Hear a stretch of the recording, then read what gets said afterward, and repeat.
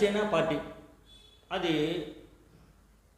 స్వచ్ఛందంగా పోటీ చేద్దాం అనుకుని మనకి ఆ స్ట్రెంత్ లేదు. ప్రెసిడెంట్ పోటీ చేస్తే ఎన్ని సీట్లు వస్తాయో తెలియదు కాబట్టి తెలుగుదేశం పార్టీతో పొత్తు పెట్టుకోవడం జరిగింది. జనసేన పార్టీ అధ్యక్షుడు పవన్ కళ్యాణ్ గారు నిర్ణయం తీసుకున్నారు. సరే, ఇది మంచో చెడో అనేది ఇక వారి యొక్క అభిప్రాయం కనుక ఈసారి పవన్ కళ్యాణ్ గారు అత్యధిక మెజార్టీ ఓట్లతో పిఠాపురంలో గెలవాలనేది నా ఉద్దేశం. గెలిపించండి, ఒకసారి అవకాశం ఇవ్వండి. దానికి మీ నియోజకవర్గంలో ఏం చేస్తారో చూడండి. దాని ప్రకారం మీరు నెక్స్ట్ 2029 ఓటు వేయాలా వద్దా అనేది మీరు నిర్ణయించుకోవాల్సిన అవసరం ఉంది. పవన్ కళ్యాణ్ మాత్రం కంపల్సరీ అసెంబ్లీలోకి వెళ్ళాలి.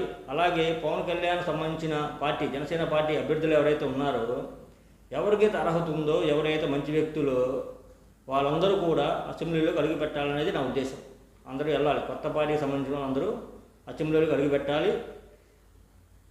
మీ నియోజకవర్గాల్లో మీరు